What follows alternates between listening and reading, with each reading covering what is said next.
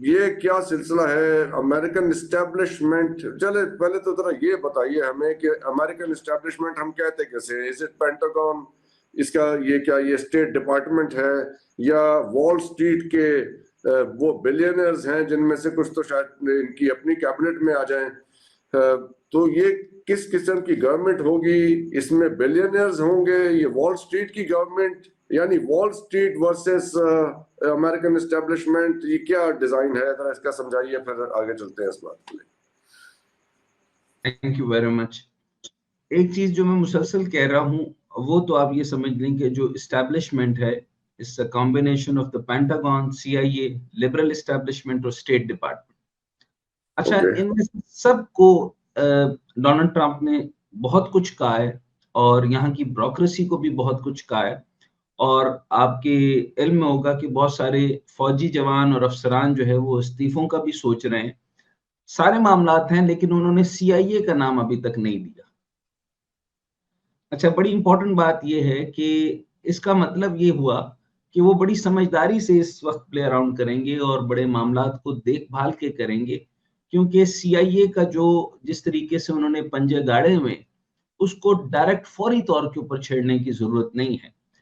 अच्छा, अब इसमें से एक मैटर पाकिस्तान के हवाले से समझने की कोशिश करें तो मैं ये समझूंगा कि chief of army staff Pakistan के हवाले से अगर आप देखें तो वो कुछ भी नहीं कर सकते। उनकी जो कॉन्स्टिट्यूशनल पोजीशन है वो उनको वो अलाउ नहीं करती कि वो जो है वो इंटरवेंशन करे मीडिया में, इंटरवेंशन करे वो वजारत खजाना में, इंटरवेंशन करे पीएसडीपी फंड में, इंटरवेंशन करे आपकी वजारतों में, इंटरवेंशन करे आपको जो है वो अमेरिका से आईएमएफ की इमदाद के बारे में, इंटरवेंशन करे कि आपके सऊदी और कतर के साथ ताल्लुकात कैसे होने चाहिए, इंटरवेंशन करे कि जब जैसे ही डोनाल्ड ट्रंप आते हैं तो उनका सऊदी का विजिट होता है और वो यानी इनडायरेक्टली जो है वो नमस्कार भेजें कि आगे हमारा सलाम सलाम दे दें, जरा हमारा ख्याल रखा जाए।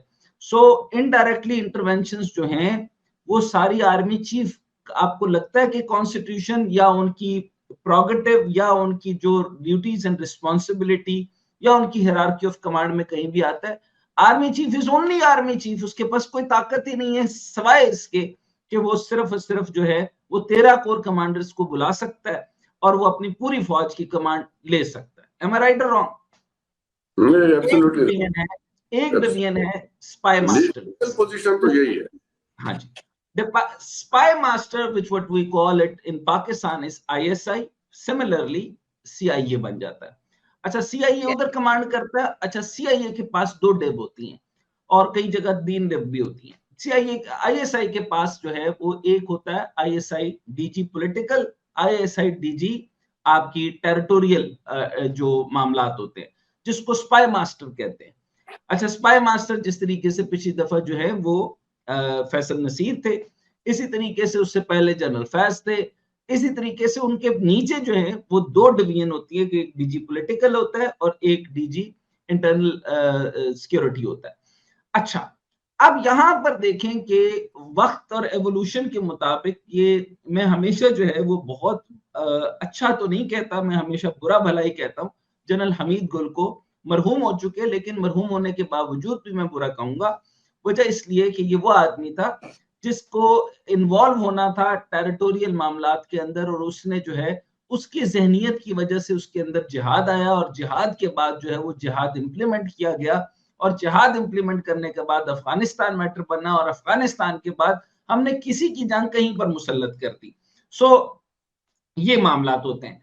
अच्छा, वहां से ये ताल्लुक होते होते होते ये पॉलिटिक्स में इतने ज्यादा इन्वॉल्व हो गए कि यहाँ की, अब आप अंदाजा करें कि पूरी पाकिस्तान की जितनी, अच्छा यहीं से आपको सीआईए भी आपको अर्ज करता जाता हूं कि सीआईए और ब्यूरोक्रेसी, मैं आपको एग्जांपल दे रहा हूं कि एक इंटीरियर मिनिस्ट्री के 16वें ग्रेड 17वें ग्रेड के अफसर के पास एक आईएसआई का कर्नल बैठता है और वो आकर के जो है वो काम कहता है और वो ना कर सकता है, लेकिन उसका जो है वो अनकॉन्स्टिट्यूशनल प्रेशर, रेफरेंटल प्रेशर इतना है कि उसके बाद जब वो जा रहा होगा तो वो अनकन्वेंशनल तरीके से उसको हाइड आउट पे ले जाएंगे जिसका उसके पास कोई तरीका कार नहीं है। इसको सरासर जो है वो बदमाशी कहते हैं।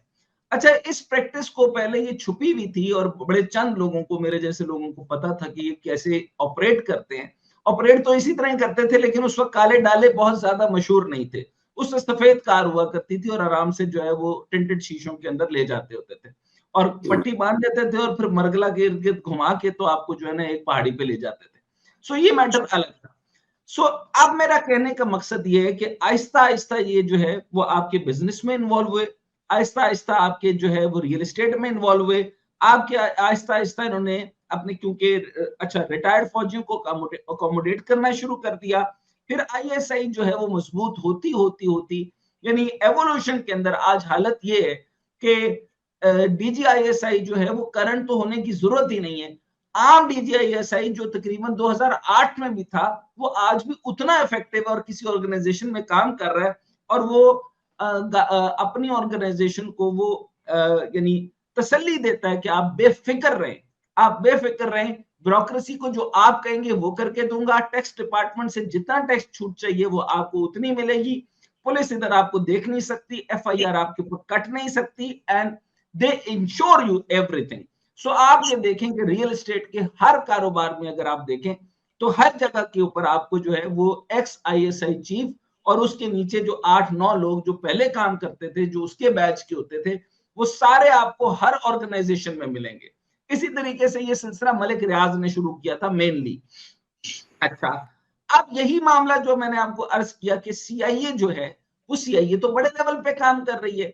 अच्छा, अब जो है वो ट्रंप नेटो के साथ मसला है। अब पूरे यूरोप के पास आपको पता है फोर्स नहीं है और वो सारी की सारी नेटो कर रही है। अब नेटो के ऊपर कितना पैसा लग रहा है वो अमेरिकी कौम का भी लग रहा होगा और बाकियों का भी लग रहा होगा। अच्छा, ईस्टर्न यूरोप को भी उन्होंने कमांड करना है। यूक्रेन में लामहला उन्होंने बिला वजह की एक जंग छिड़ी हुई है। वो एक ज़ेलेंस्की जो है वो ड्रामेबाज है और पूरी दुनिया को जो है उसने तमाशा बनाया हुआ है और वो क्या करता है, कभी $7 बिलियन, $100 बिलियन, $1000 बिलियन, इस तरीके से वो इमदाद लिए जा रहा है। अच्छा, तीसरा मैटर गजा का मैटर आ गया। अच्छा, अब जो है वो जो मैटर इंटरनल है उसके अंदर बहुत गड़बड़ वाली बात यह है कि पाकिस्तान से भी जो ऑपरेट हो रही थी, माइक पोम्पियो नाम एक ऐसा है और इसके अलावा जो थे वो जो पाकिस्तान से भी जिन लोगों ने, अब मैं नाम उनका नहीं लेना चाहता, बहरहाल यूं समझ लें कि किसी के हाथ से नवाज शरीफ ने ये मामला किया था और 40 करोड़ के करीब जो है वो पहली खेप गई थी वहां से लॉबी करने के लिए कि इनको तहफुज दिया जाए और उनको भी तहफुज दिया जाए। जिस आदमी को रखा गया था तो उन आउट हो गया डॉक्टर साहब, सॉरी सॉरी, ये माइक पोम्पियो तो आउट हो गए रेस से। ये तो पहले इनके सेक्रेटरी ऑफ स्टेट थे, अब तो वो बिल्कुल नहीं यही आ रहे। बता रहा हूं, जिस पर हाँ पैसे लगाए थे वही चला गया। हाँ, अच्छा सो ये अब ओ, अब मुझे बताएं कि पाकिस्तान की एस्टेब्लिशमेंट का क्या होगा कालिया। क्या होगा ठीक। डॉक्टर? तो द इम्पोर्टेंट, इसके अलावा मैं दो चार बातें आपको बताऊंगा पहले इसमें, लेकिन जो जरूरी बातें वो एक और है। उसमें ये है कि जो डोनाल्ड ट्रंप हैं वो सदर मुंतखब होने के बाद से बहुत से फौजी जवान और अफसरान इस्तीफों पर गौर कर रहे हैं और अमरीकी सदर डोनाल्ड ट्रंप जो है वो फौजी अफसरान के अफगानिस्तान में कारकर्दगी को तनकीद का निशाना बना रहे हैं, जो बनाना चाहिए। और फौजी अफसरान ने अफगानिस्तान में बुरा काम किया और ये अब उनके जर्नैल नालायक है, उन्होंने खुले तरीके से कहा और ट्रंप ही ये काम कर सकता था। ट्रंप अपना भला करे ना करे, खुदा ना खास्ता, गॉड फॉरबिड 2-3 वहां पर जो है असैसिनेशंस हुई हैं। मुझे ये भी खतरा है कि जिस तरीके से वो एस्टैब्लिशमेंट और ब्यूरोक्रेसी को छेड़ चुके हैं, वो मुमकिन, और अवामी सपोर्ट बहुत ज्यादा हो चुकी है, मुमकिन है कि डोनाल्ड ट्रंप को असैसिनेट भी किया जा सकता है और एन मुमकिन है कि जो है हलफ लेने से बहुत पहले, क्योंकि जनवरी में उन्होंने हलफ लेना है, कोशिश करेंगे कि हलफ से पहले हो जाए, लेकिन ये एस्टैब्लिशमेंट के लिए बहुत मुश्किल बनेंगे। लेकिन ये अटेम्प्ट तो उनके ऊपर हुई है। डॉक्टर आयमा, ये बताइए कि जो वॉल स्ट्रीट वर्सेस, क्योंकि इतने बिलियनर्स आ रहे हैं, इलॉन मस्क और 2-3 और नाम है जो उनकी कैबिनेट में आ रहे हैं, तो ये कोई ऐसी गवर्नमेंट बनने जा रही है अमेरिका में जो कि वॉल स्ट्रीट यानी जो उनके पैसे वाले लोग हैं वर्सेस एस्टेब्लिशमेंट, या वॉल स्ट्रीट भी एस्टेब्लिशमेंट का हिस्सा है? हाउ डू यू सी ये जो फॉर्मेशन है इनकी और इनकी चॉइसेस जो है डोनाल्ड ट्रंप की? तो देखें बेसिकली जब भी कोई पॉलिटिकल पार्टी कैंपेन कर रही होती है तो one is very pro business, one is anti business, one is right hand left hand, इस तरह होता है। तो जो डोनाल्ड ट्रंप की जितनी भी जो मंशूर कह लें उसमें जितने भी पॉइंट्स हैं उनके, he is very pro business because he's a businessman basically. So a lot of business people, a lot of billionaires in the US support him because of how he looks at the business world. सबसे पहली बात तो ये उसने promise किया हुआ है कि कॉर्पोरेट टैक्सेस कम होंगे, इनहेरिटेंस टैक्सेस कम होंगे, बिजनेस लोन्स जो है वो ज्यादा अप्रूव होंगे, इंटरेस्ट रेट्स कम होंगे। इन वजूहात से बहुत सारे बिजनेसमैन जो हैं, जो बड़े बिजनेसमैन हैं, they support Trump. The second issue is लोगों के अपने beliefs भी होते हैं, जैसे Elon Musk since Palestine war की beginning हुई है, he was ready to give Palestine उसका जो blue world internet है, that technology है, so he's been very anti-war, he's a very peaceful person in that stance कि भाई सब जिए खाएं पिए और सबकी टेक्नोलॉजी होनी चाहिए, because he's on the spectrum। देखा जाए Elon Musk is on the spectrum,